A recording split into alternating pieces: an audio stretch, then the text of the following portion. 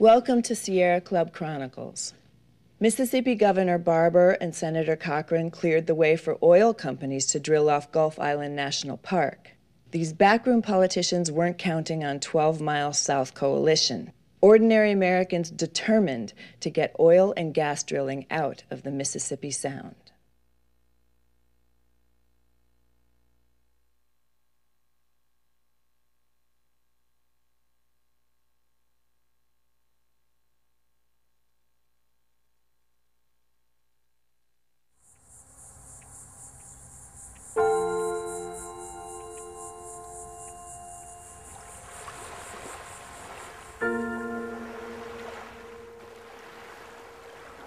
It's a special place, and it's a treat to go. Even if you just went once a year, it was still, as a kid, that was the highlight of the summer. You know, we went to Horn Island. And the islands are the barrier islands, and they protect us from the storm surges so that we haven't been hit as badly through the years with the awful storms. When Horn Island became a national seashore, I was delighted. We didn't have to worry about it being destroyed. Didn't have to worry about anybody trying to develop it. Didn't have to worry about any oil or gas rigs around it. My dad owned a portion of Horn Island, and the family wanted to donate the property to the National Park Service and retain the mineral rights. But the Park Service refused. They wanted the mineral rights so that they could preserve the island and no one could come back later and do anything to it. At the time the Park Service took over, it didn't occur to me that this is going to be a good thing. The environmental protection end of it didn't come in. You know, the resource management end of it didn't play into it. But over the years, I saw the importance of it. We came to appreciate the Park Service and what they were doing out there. I go out there to relax. All the knots get out of me, all the stress is released, and that's the same thing when them people go to the islands. Over 500,000 people a year go to those islands. My point being is, once you destroy something, you can't bring it back.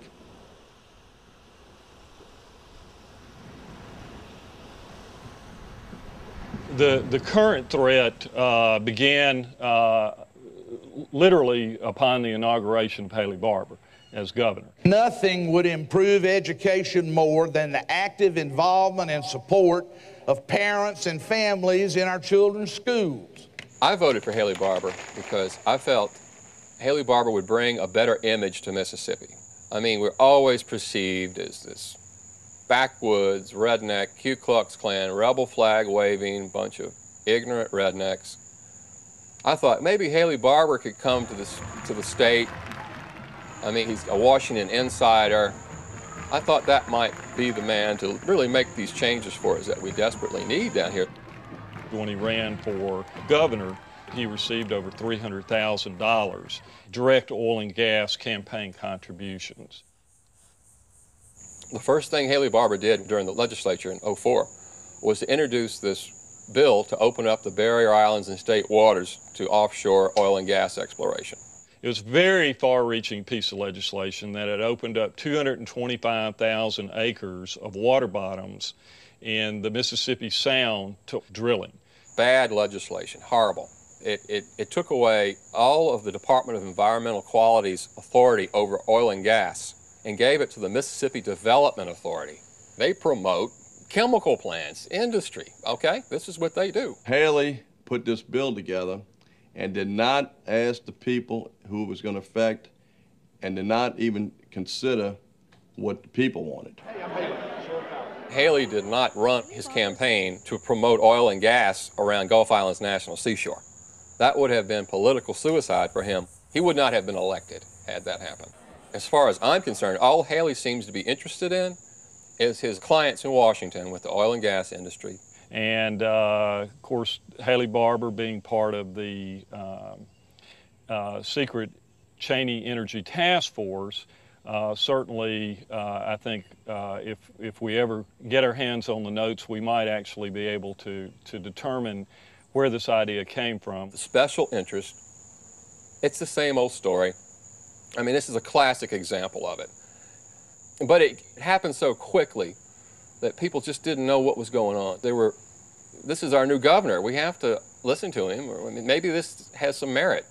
So it passed. Then a year later, the federal legislation came in, and that's what started this recent movement.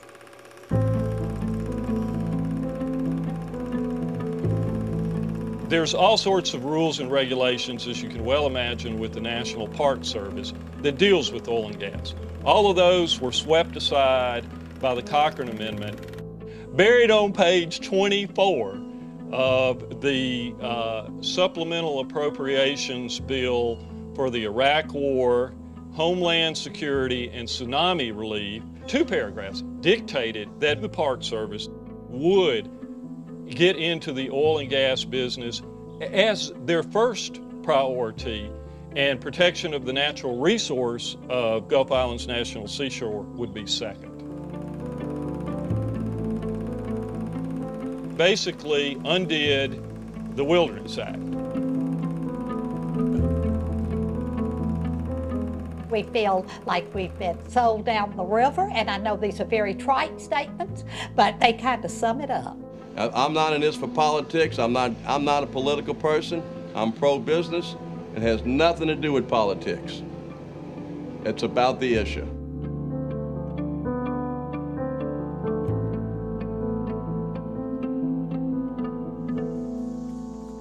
Next year will be 80 years that our family has been transporting people to the barrier islands.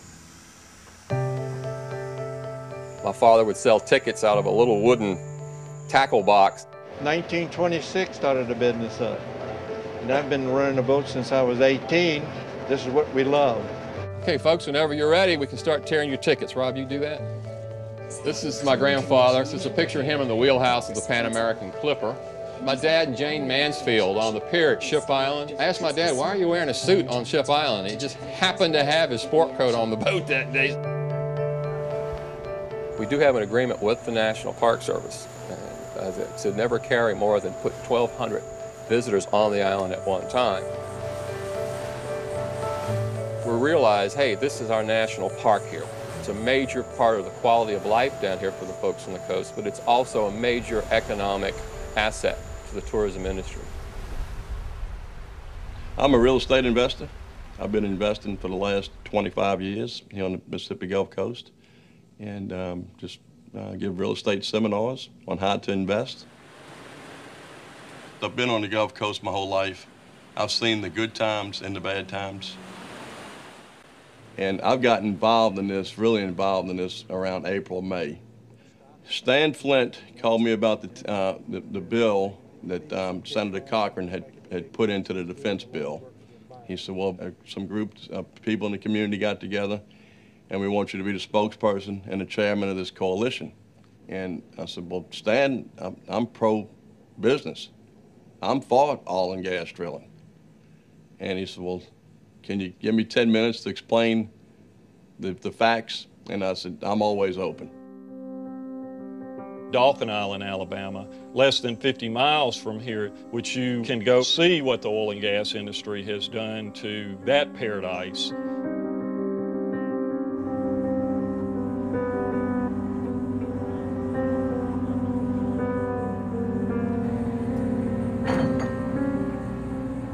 That's Paradise Lost, as we refer to Dauphin Island. And we certainly don't want to see that replicated here in Mississippi, which is exactly what will happen. The next thing is, and I'm not a what-if man, a what if a storm does come. If a storm or hurricane comes, I mean, who's going to man these rigs? They talk about the runoff and the spillage that comes off these rigs. Well, what happens during a storm? Who's going to be taking care of this runoff and this spillage? When Haley put this together, all he's seeing are these dollar signs. And God bless him, that's great. But it's wrong, Haley. And you know it's wrong. And you know the will of the people don't want that. So when he started explaining to me the pluses and the minuses, the reasons not to drill, overwhelmed why we should drill.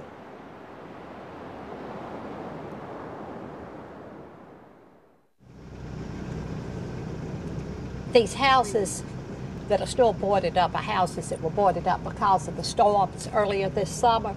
And we had, you know, two very rapid ones, and they just haven't gotten boarded up in hopes that that'll keep the rest of the storms away. 1699 was when the first French explorers came to this country.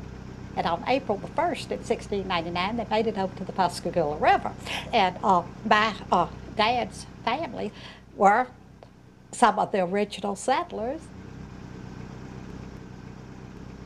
You have your interest in this island, but we on the coast are more or less the caretakers. And that's what we want to keep on taking care.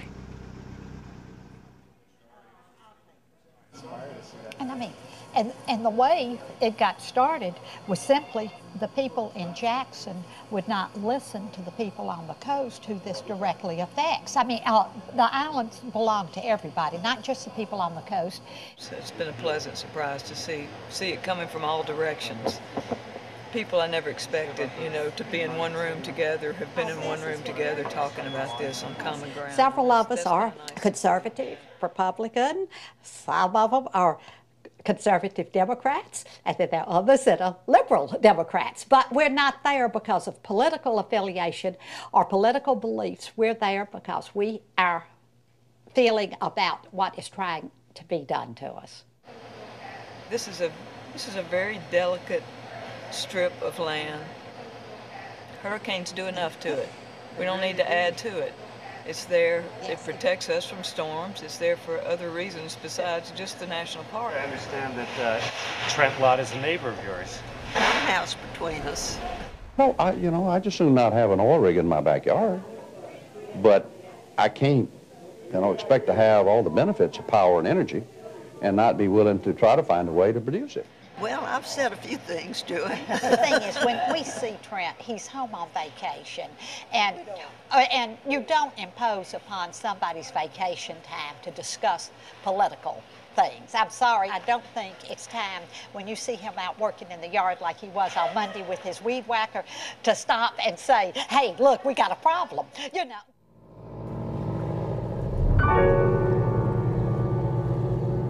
I was operating the ferry, and one of my friends in the charter boat industry called me and said, Lou, we got a problem. There's a boat out here, oil field exploration boat, working south of Horn Island. It looked very suspicious because it didn't have any shrimp booms on it or anything else, and I knew it wasn't a long line boat. Tom was able to get close enough to it to take some photographs. Lewis called me, Bones, there's a boat out here. And I said, okay, Lewis, calm down. Let's take it a step at a time. But he was very upset. The next day, the seismograph vessel with Horn Island in the background was on the front page of the Sun-Herald. It was great.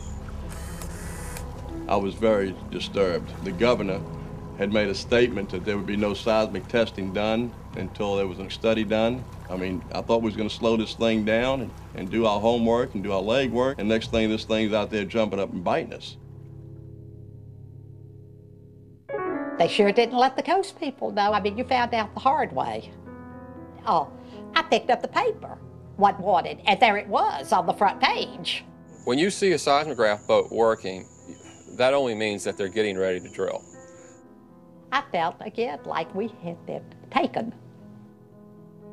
That was the trigger that brought in the public reaction. Okay, it's worth the campaign. We needed a bigger forum. It's worth a big rally. The Coliseum will hold about 8,000 people. The purpose of the rally is to get the people all under one roof and really to, hey, how many people's here for it? How many people here against it? And of course, we were holding our breath when we picked the date because August is hurricane time, and we were just holding our breath that we weren't going to have a hurricane. It looks like we're going to make it. We made arrangements with the director down there to see if we could put 5,000 people in the Coliseum. It's probably a gamble. A lot of people are saying you're not going to do it, but we're going to try. We can do it, and that's the idea of this coalition. And one man in New Orleans stopped the interstate from going around the French Quarters with exits off of it. One guy stopped it. And if you sit down and roll over and don't do anything, it won't be stopped. And then some poster signs. We have invited every politician. We invited every senator. We invited the governor. You'll be there tomorrow? Be there? Yeah, everyone's invited. Everybody who loves this place needs to come to that rally and needs to support us, needs to call their politicians and send a message. Okay, who's going to help me out? All right, here we go. Thank you. Mary. You know I have that bad knee, don't you? There we go. My father was Walter Anderson, and he was an artist who's becoming increasingly known. I learned to know Horn Island through his work. He was able to see clearly there and experience the world with all his senses and with no threat and no feelings of pressure. Were there trees left on Horn Island? Yes, I mean, Horn Island. I will give you take that for Mary, and I will take the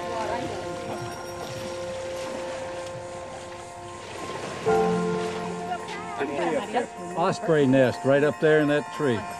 Make loud noises and scare all snakes away. In the middle there. One of the gifts I think that Horn Island gave my father was the ability to see things as a whole rather than in pieces. When you're on an island, the size is limited and you're able to grasp the whole of the place. I chickened out. You didn't go all the way across? I got down to the swamp, and I decided that I really needed somebody else with me to holler. You know? I have seen a water moccasin.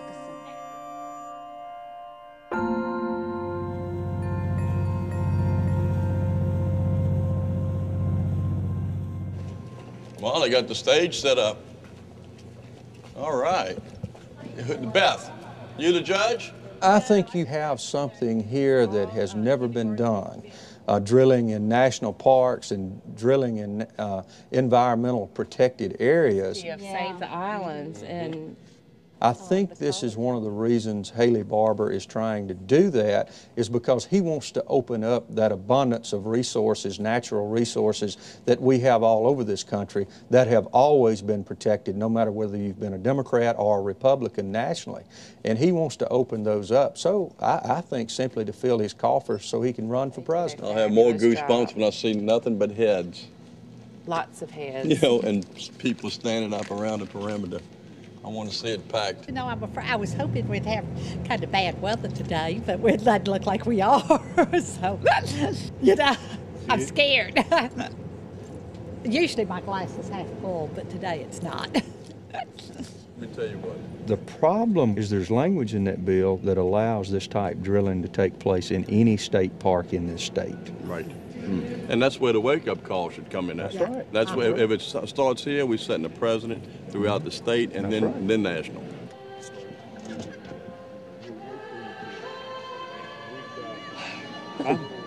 You nervous? Yeah, I'm always nervous. If you would go this way and go out and then come back in through the turnstile so you'll be counted. Okay.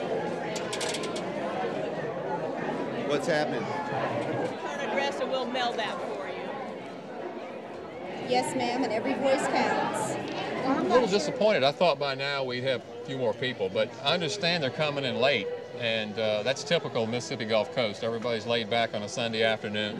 I'm trying to be positive, and I see people still filing in. There's people here that I never expected to be here that probably will never agree on anything else together, but they agree on this. Thanks for your support. They're starting to come in. Thank you, sir, for signing in. Have a sticker since you got your program. Thank you. Thank you for coming. I hope more people come. We want them to keep coming and coming and coming. There's not nearly enough here yet. Thanks. How you been,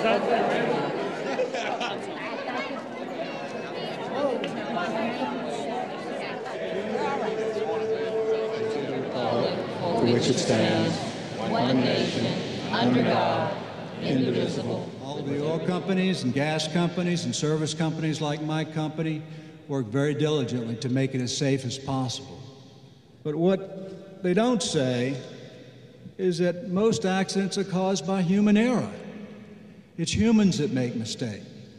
And no matter how hard everybody tries and how great the technology is, the risk for a tragic accident always exists.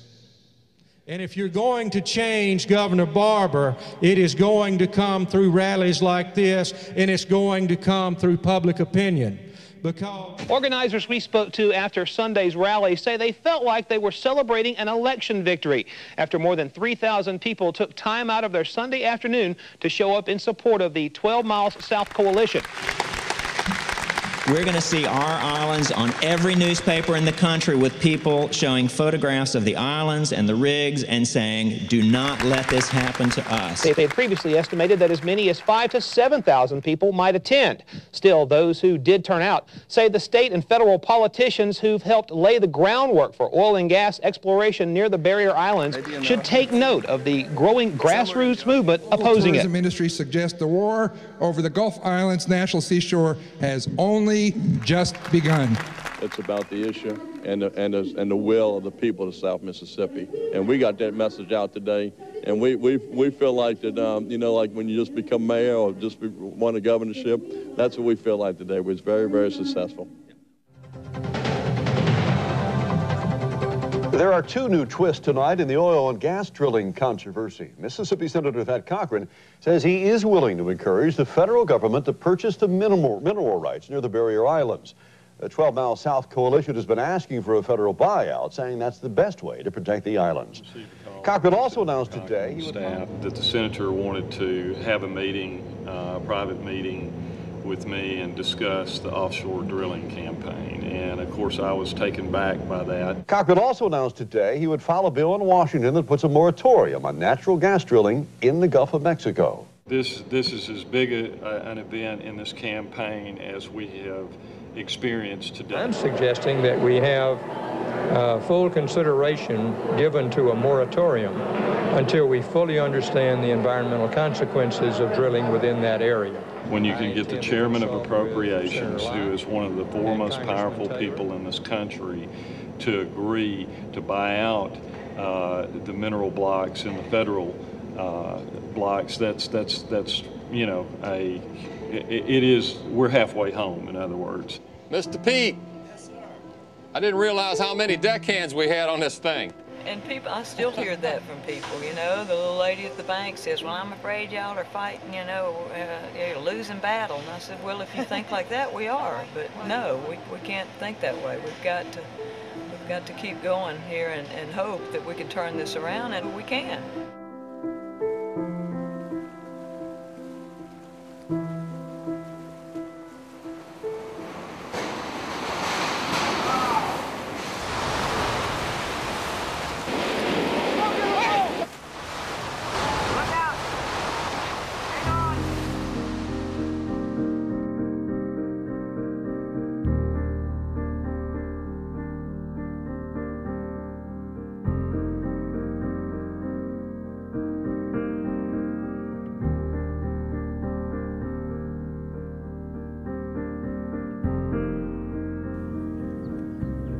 Without the islands, the devastation would have been so much worse because the islands help protect all of this area. I just shudder to think what had happened if the islands weren't there. Well, the islands would be covered with oil and gas. We would not have any islands today. Yeah. We would not have any beaches today.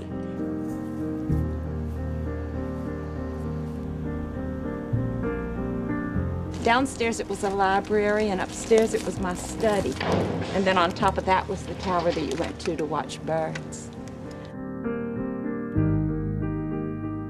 This was our living room. All of the debris that you see here, this big pile was in this room. We just pushed it out and threw it over this debris pile. And I was just going to say, I was the original bag lady for a week, and I really know how they feel now. When I was going from pillar to post, and you weren't quite sure where you were going to spend the night, and I think maybe it's all playing into the 12-Mile Coalition's hands, because it's showing what we were talking about, that we're just not a bunch of hooping and hollering people, that we did our mission was factually based. As far as Dolphin Island, that's exactly what we said was going to happen, and it sure enough, and there you go. You have just a small hurricane. These things are going to blow right up on the Wilderness Island. They're going to either cut the woods, or swath through the woods, or they're going to wind up on the beach, and they're going to have to channelize the islands to move these massive structures. I mean, doesn't it have to do with global warming? In my mind, it has to do with global warming, and I should think it would be like a wake-up call. I kind of compare it to Berlin '45 after the war, those scenes of the Germans digging around in the rubble. What we can do right now as citizens is start trying to come up with alternative fuels. I mean, we need to, number one, drive less. If your car doesn't get 20 miles to the gallon or more, you shouldn't be driving. It ought to be against the law. I mean,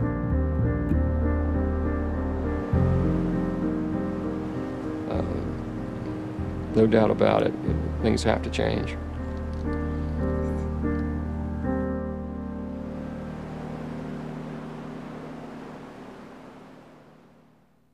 From Yosemite to the Everglades, our national park heritage is at risk. To learn more about what you can do to help protect America's national parks, monuments, and seashores, please visit us at sierraclubtv.org.